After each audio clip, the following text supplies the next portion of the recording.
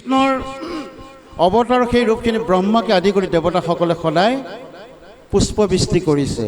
এই যেতিয়া ভূমিৰ পৰা বৰা স্বৰূপত উদ্ধাৰ কৰি আনিছিলে, দেৱতাসকলে নানা স্তুতি কৰিলে আৰু পুষ্পবৃষ্টি দি সন্মান যাচিলে। চতুৰ্ভীতি বেৰি সবে কৰে জয় জয়, ঊৰ্ধ্বদৃষ্টি কৰি দৈত্যে চাহিয়া আচয়।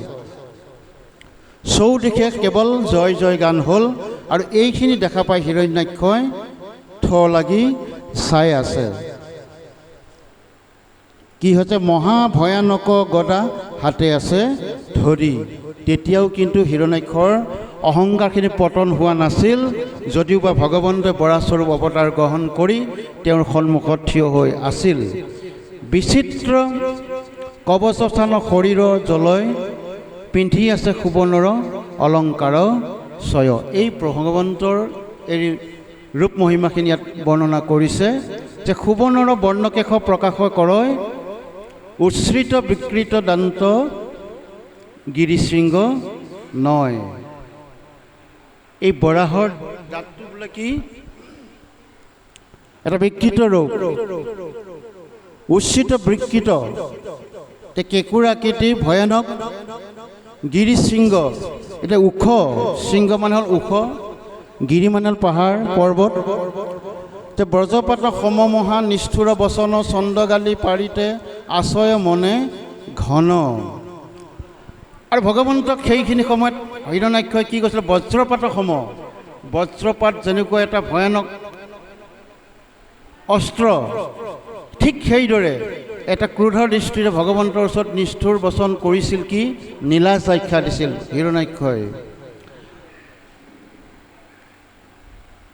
হেন দেখি দৈত্যন্দক দেখি প্ৰভু নাৰায়ণ, দেৱতা খবৰ দুখ গুচাইবাক মন। পুষ্পবৃষ্টি দিয়াৰ লগে লগে দেৱতাসকলো চিন্তিত হৈছে, ব্ৰহ্মাকে আদি কৰি সমস্ত চিন্তিত হৈছে, ভগৱন্ত পুৰুষ এয়া কি অৱতাৰ?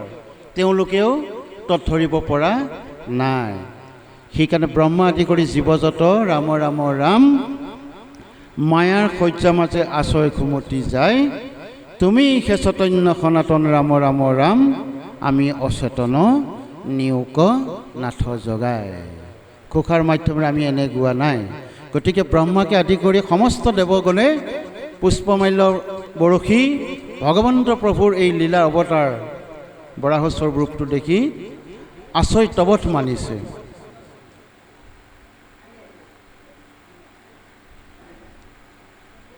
কুখুনি পাইছিলোঁ আমি মাতা চামাত হ'ব, মই এইখিনি পাতি যোৱা।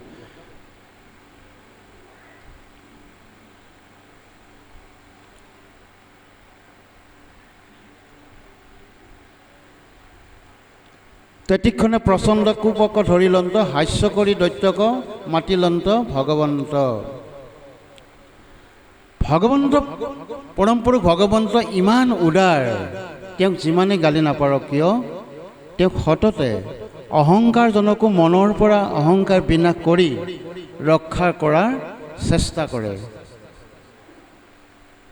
গতিকে হিৰণ্যাক্ষকো তেওঁ হাস্যবদনে হাস্য কৰি দৈত্যক মাতিলা ভগৱন্ত। সোণৰে দৈত্য ভাল বুলিলো বচন, হয়ো মই বনচৰ মৃগ বিতু পন। শুনা হেৰা দৈত্য, তুমি মোক যিমানে গালি নপৰা কিয়, মই হ'লোঁ বনচৰ।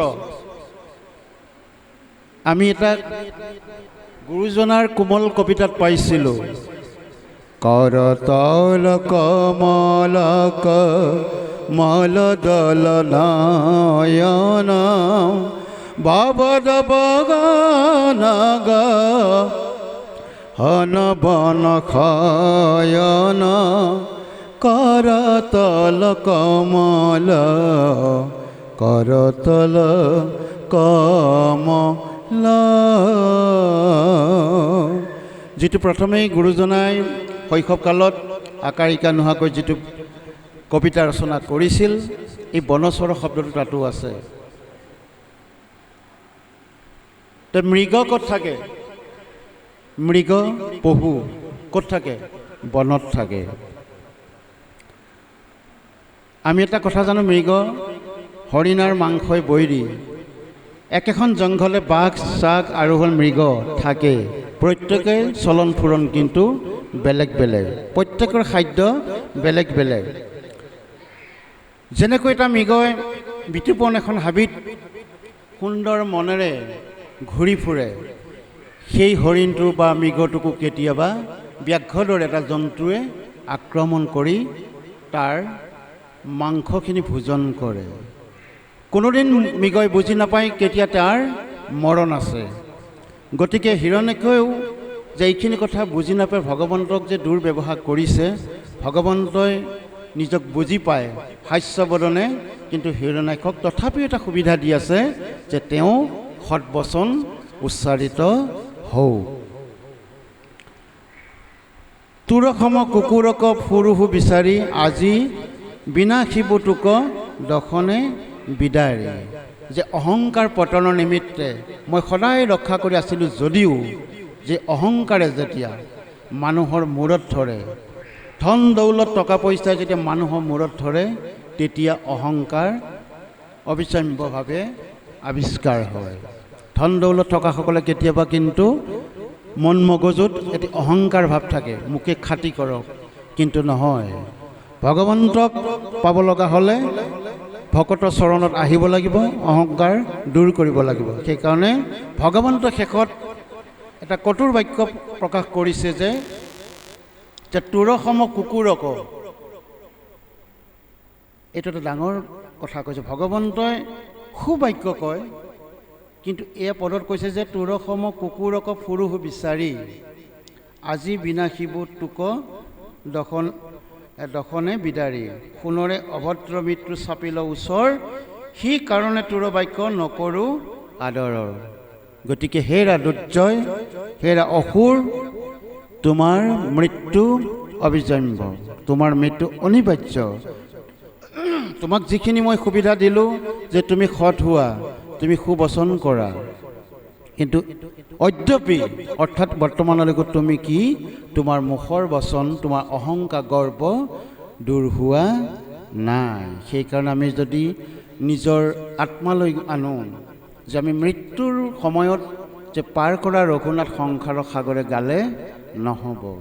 নৰিয়াত পৰা আগলৈকে আপুনি কি আছিল, মই কি আছিলোঁ, সেইটো নিজক অনুধাৱন কৰিব লাগিব। দুখত পৰাৰ কাৰণে যে ভগৱন্তৰ নাম ল'ম, সুখত পৰিলে ভগৱন্তক পাহৰি ধন দৌলত টকাৰ পাছে পাছে খেদি ফুৰিম, এয়া কিন্তু কাম্য নহয়। সুখতো লোৱা, তোমাক ধনো লাগিব, জনো লাগিব, টকাও লাগিব, ঘৰো লাগিব, সমস্তখিনি লাগিব, কিন্তু তাৰ মাজতে ঈশ্বৰ চিন্তাও কৰিব লাগিব। সুখতো ভগৱানক বিচাৰিব লাগিব, তেওঁ আমাক দিব, দুখতো বিচাৰিব লাগিব, তেওঁ আমাক ৰক্ষণা কৰিবা। কিন্তু দুখৰ মাজতো তুমি এতিয়া অহংভাৱ ত্যাগ নকৰাৰ কাৰণে হেৰা কুকুৰ, তোৰ দৰে এজন ব্যক্তিক মই বিনাশ কৰাৰ নিমিত্তে এয়া অৱতাৰ গ্ৰহণ কৰিছোঁ। যি অৱতাৰ দেখি ব্ৰহ্মাকে আদি কৰি দেৱতাসকলেও ত্ৰাহি মধুসূদন দেখিছে, তবত মানিছে, প্ৰভু ভগৱন্তৰ কি লীলা।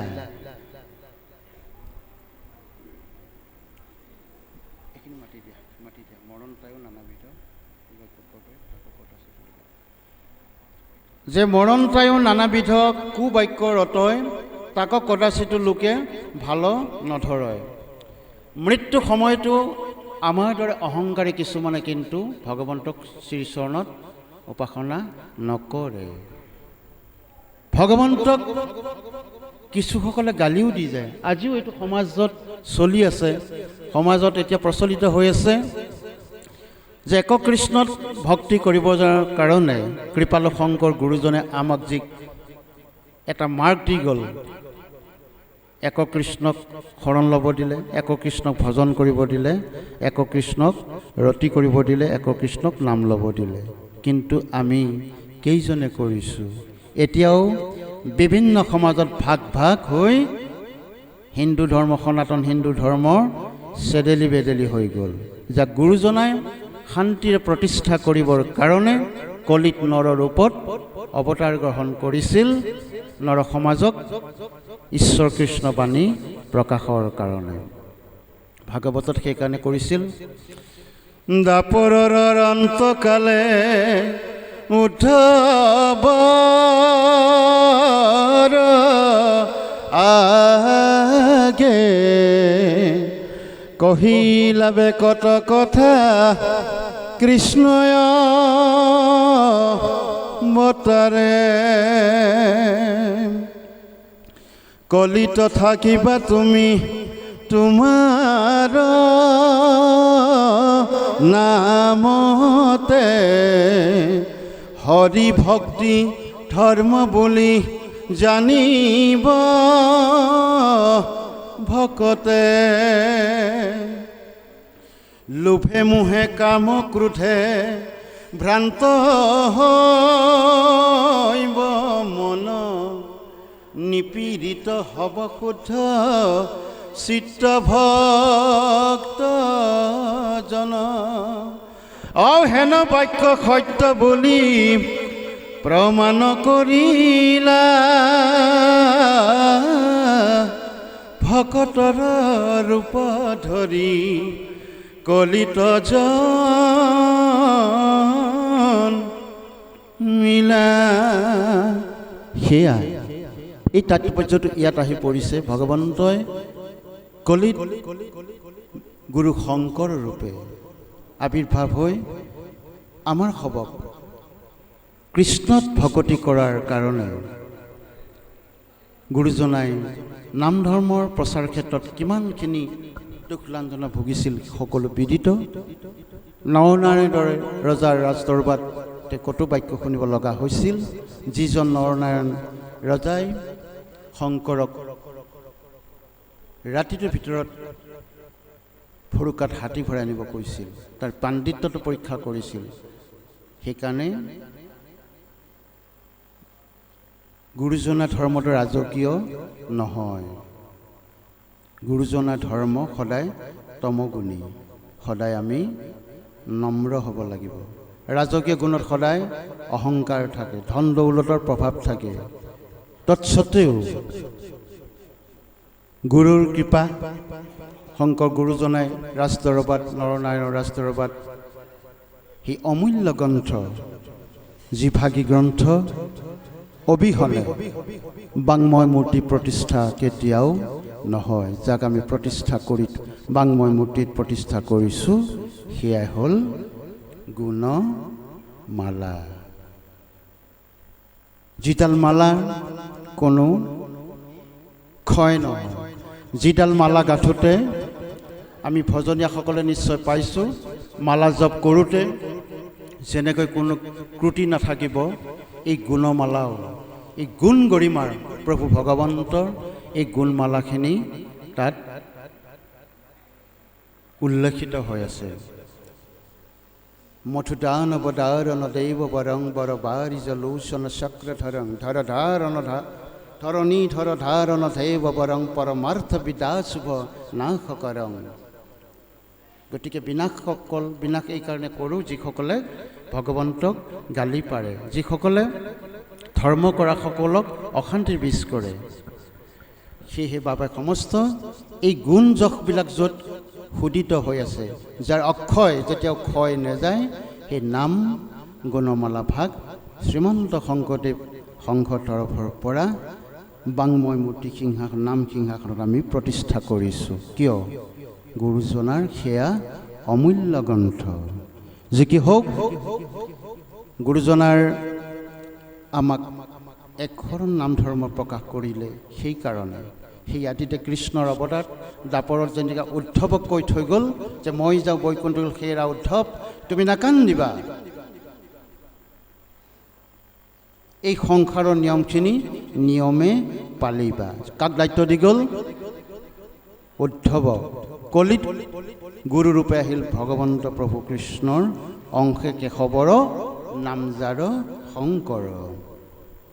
আকৌ দায়িত্বভাগ কাক দিলে? উদ্ধৱ স্বৰূপ বৰহাপুৰ মাধৱ। এই মাধৱ পুৰুষজনাক গুৰুজনাক গুচি যোৱাৰ পাছত ধৰ্মৰ প্ৰচাৰৰ কাৰণে দায়িত্বভাগ দি থৈ গ'ল। যি কি হওক, বাবে সমস্ত আমি কথাৰ মাধ্যমেৰে আপোনালোকক সোৱাদ দিব পৰা নাই যদিও আমি প্ৰয়াস কৰিছোঁ। আমি কৈছোঁ যে আমাৰ লগত সহযাত্ৰী হ'ব। আমি আচলতে পাণ্ডিত্য নহয় মহাভাগৱতত। আমি গীত গাই ভাল পাওঁ, নাম গাই ভাল পাওঁ, যিকোনো সংগীতানুষ্ঠানত আমি গীত গাওঁ আৰু ভাগৱতৰ মাধ্যমেৰে প্ৰকাশ কৰাৰ যদিও কণ্ঠ সুললিত নহয়, আমি সেই ভাগতে বেছি ধাৱিত হৈছোঁ।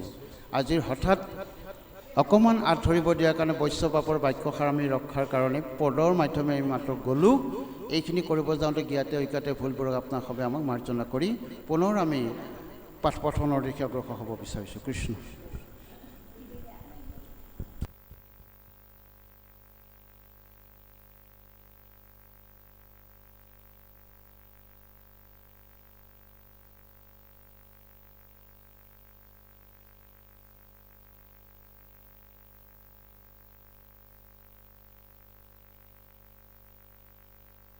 কৃষ্ণ। হেৰা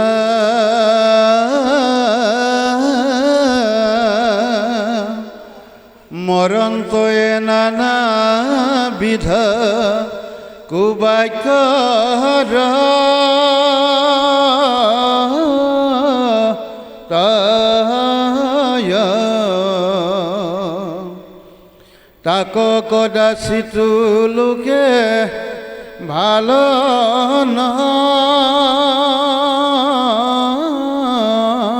ধৰয়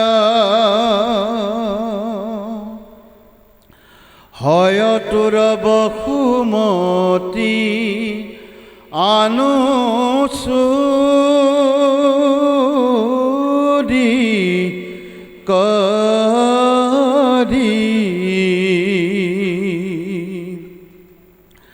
আৰু পলাই আখে তোৰ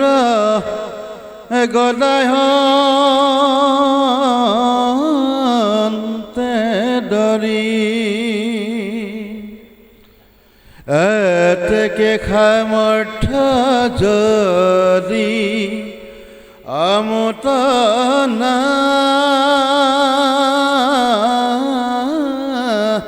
নাহি কয়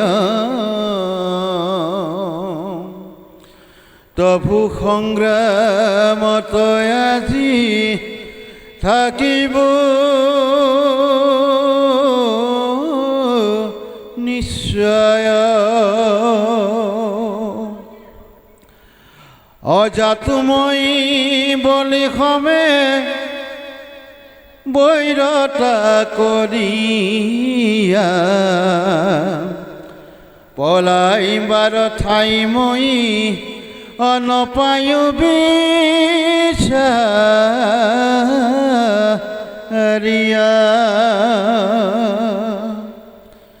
তই মহা বলৱন্ত বিৰাট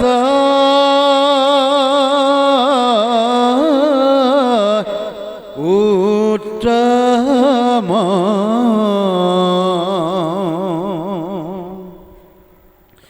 যুদ্ধ কলা গিয়া কেনে অনকৰা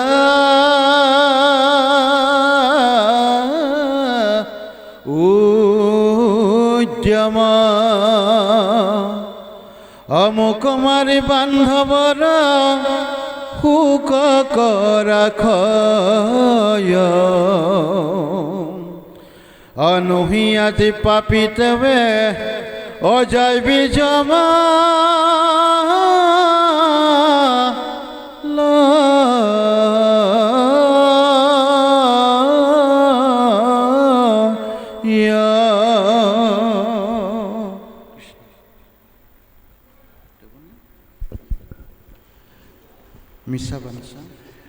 মিছা বাক্য এৰি তই মোক যুদ্ধ কৰ যাবতহ ইকতি আছে তোৰ হৰি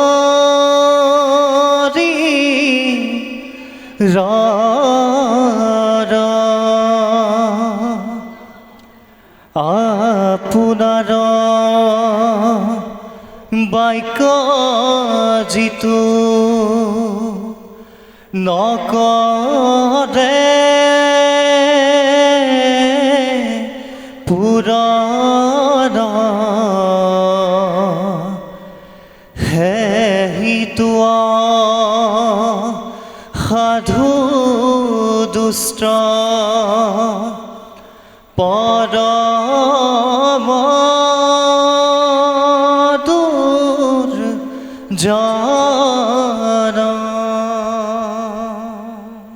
এইখিনি প্ৰভু ভগৱন্তই শ্ৰী অৱতাৰত হিৰণ্যাকশিপুক অৱতাৰণা কৈ গৈছে, মই মহাবলৱন্ত বিৰাট উত্তম যুদ্ধক লাগীয়া কেনে নকৰা উদ্যম। সমস্তখিনি জনাৰ পাছতো ইয়াৰ আগৰ পদত কৈ গ'ল, মৃত্যু আগমুহূৰ্তলৈকো কিছুসকলৰ অহংকাৰ কিন্তু ছেট নহয়, নাইকিয়া নহয়। জীৱনটোত ধন ঐশ্বৰ্য বিভূতি ঘটোতে ঘটোতে ঈশ্বৰ উপাসনাৰ কথা পাহৰি গ'ল। মৃত্যুকালত বহুলোকে কাটৰ আহ্বানে ভগৱন্তক বিচাৰে যদিও আনসকলৰ কিন্তু বেসুৰাভাৱেও ঈশ্বৰ নামটোত মুখত প্ৰকাশ নহয়গৈ। কাৰণ ভগৱন্তই জানে জীৱনটোক সৰহসংখ্যক সময়খিনি অতিবাহিত কৰিলে সমস্তখিনি লাগে লাগে লাগে ভাবে লাগে। এই মৃত্যু সময়ত আজি অন্তিম সময়টো ইচ্ছা অনুসৰি তেওঁ ল'ব পৰা শক্তিখিনি নাই। কাৰণ মৃত্যু আগমুহূৰ্তত ভগৱন্তই সমস্ত শৰীৰৰ পৰা এপদ এপদকৈ অলংকাৰ খহাই থাকে। এইবিলাক আমি সকলোৱে বিদ্যমান, চেতনাহীন লৈ হৈ থাকে।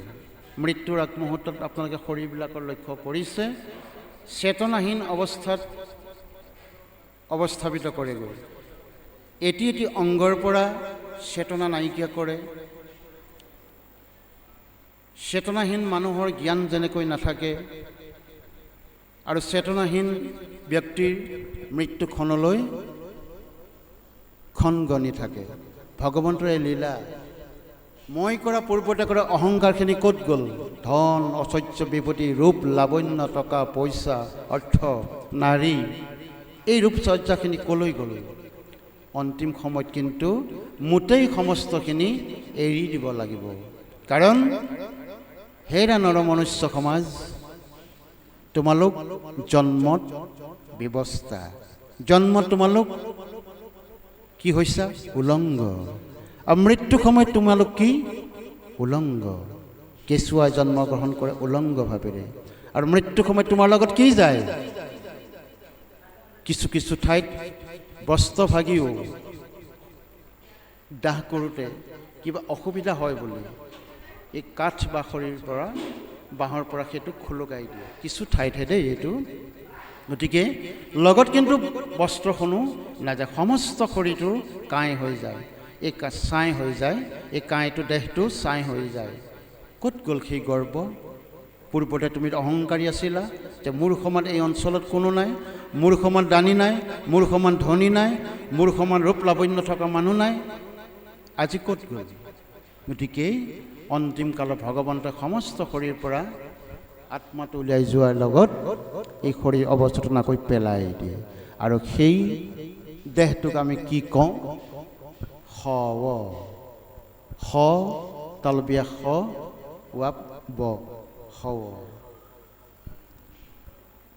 আমাৰ শৰীৰটো থকালৈকে, চেতনা থকালৈকে সকলোৱে চটপটাই থাকোঁ, এইটো কৰিম সেইটো কৰিম। যেতিয়া এই শৰীৰটোৰ লগত শ বৰ্ণৰ লগত ৱাব শব্দ যোগ কৰি দিছে শৱ, অৰ্থাৎ আমি নিথৰ। আমাক কৰিব লগা পৃথিৱীত আৰু একোৱেই ক্ষমতা নাই, অৰ্থাৎ মই মৃত। আত্মাও কিন্তু ইতিমধ্যে মোৰ লগত নাই। ভগৱন্তই আত্মা লৈ গৈছে ক'লৈ? নিজৰ কৰ্ম অনুসৰি ভগৱন্তৰ এই আত্মাটো ভগৱানৰ পত্নাত্মাৰ লগত লগ হ'বৰ কাৰণে ভগৱন্তই ৰখাই থাকে। কৰ্ম অনুযায়ী সেই আত্মাক আকৌ পুনৰ সংস্থাপিত কৰে ক'লৈ? যোনে যি কৰ্ম সেয়া ফল ভুগিব লাগিব। সেইকাৰণে আমি জীৱিত কালত যে সৎকৰ্ম কৰিব লাগে। এই আত্মাটো যাতে পুনৰ ঘূৰি আমি পুনৰ এটি মনুষ্য জন্ম পাবৰ কাৰণে সক্ষম হওঁ, ভগৱন্তৰ ওচৰত বিনয়ীভাৱে কাতৰ কৰিব লাগে। কিন্তু আমাৰ আত্মা যেতিয়া ওলাই যায়, সেই আত্মা কৰ্ম অনুসৰি কোনোবা ঠাইত ভগৱন্তই ক'ৰবাত সৃষ্টি কৰাইছে। আপুনি যদি আজি ইয়াত মৃত্যু হৈছে, 100জন হয়তো ক'ৰবাত কোনোবা এটা জীৱ জন্ম হৈছে। এই আত্মাৰ কিন্তু কোনোদিন মৰণ নহয়। গতিকে বাবাই সমস্ত এই কথোপকথনখিনি বৰা প্ৰভুৰ আৰু হিৰণ্যাক্ষৰ মাজত হৈ আছে। কথাখিনি মাত্ৰ কৈহে আছে যে মোকো মাৰি বান্ধৱৰক শোক কৰা হয়। বন্ধু বান্ধৱৰ যিটো কামনা, সুখ দুখ তুমি কিন্তু নাইকিয়া কৰি দিলা। তোমাৰ প্ৰতি এই ৰাজ্যখনত যিখিনি মানুহ আছিল, এই মানুহখিনিক তোমাৰ অহংকাৰে কিন্তু ক্ষয় কৰি দিলা, নাইকিয়া কৰিছা। নহি আজি পাপী তেৱে যাইবি জমালয়। সেইটো পাপিষ্ঠ, তুমি আজি জমালয়। যম য'ত থাকে, যমৰ আলয় জমালয়। গতিকে কৰ্ম অনুযায়ী তুমি ক'ত যাব লাগিব? যমত স্থান পাবা। তুমি ক'ত নাপাবা? বৈকুণ্ঠ স্থান কিন্তু নাপাবা। মিছা বাক্য এৰি তই মুক যুদ্ধ কৰ, যাৱত শকতি আছে তোৰ শৰীৰত। যদি তোৰ যুদ্ধ কৰিবলৈ ইমান শকতি আছে, মোক যিখিনি অহংকাৰ কৰিলা হেৰা অহংকাৰী, তই আজি ক'ত যাব লাগিব? জমালয়লৈ গতি কৰিব লাগিব। যে আপোনাৰ বাক্য যিটো নকৰে পূৰণ, সেহিটো অসাধু দুষ্ট পৰম দুৰ্জন। এই আপোন বাক্য, এই অনুষ্ঠানত যদি কোনোবাসকলে কিবা এভাগ দায়িত্ব লৈছিলে, সময়ত যদি সেই দায়িত্বভাগ পালন নকৰিলে উদ্যোক্তাসকলে যথেষ্ট কষ্ট হৈ যায়। অনুষ্ঠান ৰৈ নাথাকে, গতি কৰিয়েই থাকিব। কিন্তু বাক্যটো ৰৈ গ'ল, অমুক বাপে আজি অনুষ্ঠানৰ বাবে বন্তি জ্বলাবৰ কাৰণে 5 লিটাৰ মিঠাতেল দিয়া কথা আছিল। উদ্যোক্তাসকলে আশাবাদী হৈ থাকিল, বাপজনে 5 লিটাৰ মিঠাতেল আগবঢ়াব, আমি আজি 4 দিন উৰে ৰাতি দিন বন্তি জ্বলাম। কিন্তু যথাসময়ত সেই বাপজনাই উদ্যোক্তা মণ্ডলীক যেতিয়া সেই বাক্যটো পালন নকৰিলে, ভগৱন্তৰ অনুষ্ঠান কিন্তু চলিব। ভৱিষ্যতলৈ সেই বাক্যটোৰ জৰিয়তে উদ্যোক্তা মণ্ডলীৰ লগত সেই ব্যক্তিজনে বা সেই বাপজনে কেতিয়াও সন্মুখী হ'ব নোৱাৰে। সদায় তেওঁ দেখাৰ লগে লগে মূৰ তল কৰিব লাগিব। সেয়াই নিদৰ্শন। ভগৱন্তৰ শ্ৰীচৰণ আমি সদায় মূৰ তল কৰিব লাগে, নম্ৰ হ'ব লাগে। কোনোবাই কিবা ডাঙৰ কথা ক'লেও আপুনি যদি নম্ৰভাৱে একো নোকোৱাকৈ সেই স্থান পৰিত্যাগ কৰে, সেইজনে অহংকাৰ অট'মেটিক নিজাববীয়াকৈ বিনাশ হ'ব। কাক লৈ তেওঁ লুৰ্জন গৰ্জন কৰি থাকিব? আপুনি মাতকেই দিয়া নাই। গতিকে দুটা তাল হ'লেহে শব্দ বাজে, এপাত তালে কেতিয়াও নাবাজে। এজন কিবা কাৰণত যদি আপোনাৰ অহংকাৰ কৰি বকি আছে, গালি গালাজ পাৰি আছে, আপুনি নিমাত থাকক। সেই সময়ত ভগৱন্তক অকণমান স্তুতি কৰক, ঈশ্বৰ নাম 100 বাৰ লওকচোন। সেইজন বিনাশ হ'ব, তেওঁ বুজি উঠিব। একে সময়তে আপোনাক ভগৱানে কৃপা কৰিছে, আন সময়ত আকৌ সেই দুৰ্জনজনক ভগৱন্তই মূৰত সুমুৱাই দিছে। আৰে মই বকি আছোঁ, মই ইমান বেয়াকৈ কৈ আছোঁ, মোৰ কথা দেখোন এটা উত্তৰ দিয়া নাই, কাৰণটো কি? উপলব্ধি কৰিব। সেইকাৰণে ভগৱন্তই সমানে সমস্তকে চাই, এফালে এজনক দুখত থকাজনক মগজুত সুমুৱাই দিছে, তুমি উপাসনা কৰা, আনজনক আকৌ অহংকাৰজনকো সুমতি দিছে, তুমি বকি থাকা। এটা সময়ত সুমতি দিলে তেওঁ চালে যে মোৰ বকি থকা কথাখিনি শুনোতা কোনোৱেই দেখোন নাই। অকলশৰে বকাজনক কি বুলি কোৱা হয়? পাগল বুলি কোৱা হয়। অকলশৰে বকি থকাজনক কি বুলি কোৱা হয়? প্ৰলাপ বকা বুলি কোৱা হয়। আৰু অকলশৰে থকাজনক কি বুলি কোৱা হয়? সমাজৰ আৱৰ্জনা। অৰ্থাৎ সমাজ অবিহনে এজন ব্যক্তি কেতিয়াও জীয়াই থাকিব নোৱাৰে। গতিকে তাকে কৈছে যে মোকো মাৰি বান্ধৱৰক শোক কৰা ক্ষয়, তোমাৰ সংগত যিসকল আছিল, এই দুখ তেওঁলোকে কৰা যিটো বিননি ভগৱন্তক পাবৰ কাৰণে তুমি কিন্তু সেইসকলৰ আয়ুসো বিনাশ কৰিছা, ক্ষয় কৰিছা। নহি আজি পাপি যাবি তেবে যাইবি জমালয়। সেইকাৰণে সেই পাপিষ্ঠ তোমাক আজি মই নিশ্চয় বধ কৰিমেই। আৰু বধ কৰা মাত্ৰকে তুমি যে মই বিষ্ণু সংগী হ'বা সেইটো নহয়। পাপিষ্ঠ লোকে সদায় নৰকত স্থান পায়। পাপিষ্ঠসকলক কোনে লৈ যায়? যমদূতে আহি হাতে ভৰি বান্ধি লৈ যায়। আপোনাৰো বাক্য সেইটো নকৰে পূৰণ, সেহিহে অসাধু দুষ্ট পৰম দুৰ্জন। নিজে কৰা বাক্যত আমি সেইকাৰণে উদাহৰণ আকাৰে ক'লোঁ, যিজনে পূৰণ নকৰে সেহিহে অসাধু। তেওঁ পূৰ্বতে কোৱা কথাখিনি কেতিয়াও সাধু বচন নাছিল। কাৰোবাক শুনাবৰ কাৰণে বাপ জানা মই 5 লিটাৰ মিঠাতেল দিম দিয়ক বন্তি জ্বলাব, কিন্তু সেয়া তেওঁ কৃত্ৰিম কথাহে আছিল। সময়ত বুজা গ'ল তেওঁ আমাক এই উপলঙা সুৰতহে কৈছিল যে সেইজন অসাধু দুষ্ট, আৰু তেনে দুষ্ট লোকৰ পৰা ভৱিষ্যতে কেতিয়াও সহায় পাম বুলি আপুনি মই বিচৰাটো এক মূৰ্খামি হ'ব। পৰম দুৰ্জন সদাচাৰ, বাক্য সদাচাৰ, নিয়ম সদাচাৰ, বচন সদাচাৰ। গতিকে এই সদাচাৰ ভাৱটো যিসকলৰ নাই সেইসকল কিন্তু দুৰ্জন। যে কাই বাক্য মন আমি যেনেকৈ শপতত দিলোঁ, এই বাক্যটোৱে হৈছিল প্ৰকৃততে আমাৰ ভকত সমস্তৰ পৰম সম্পদ। একেলগে সমাজ গঢ়িছোঁ বুলি কোনো বাপক যদি আমি নক'বলগীয়া কথা কওঁ, যে সুৰৰ যেতিয়া তাৰতম্য ঘটে, বেসুৰা হয় এটা যন্ত্ৰ সংগীত কেতিয়াও পৰিপক্ক হৈ নুঠে। সুৰৰ যদি তাৰতম্য হয় কোনো ভকতৰে, যদি কোনোবা ভকতক কওঁতে সমাজত বিশৃংখল তেতিয়াই সৃষ্টি হয়, যিটো সৃষ্টিত কিছু কিছু ঠাইত সমাজ দ্বিখণ্ডিত হয়। গতিকে বাক্যসমূহ পালন কৰাৰ ক্ষেত্ৰত সমস্তই আমি চেষ্টা কৰা উচিত হ'ব বুলি আমি নিজকে ভাবিছোঁ।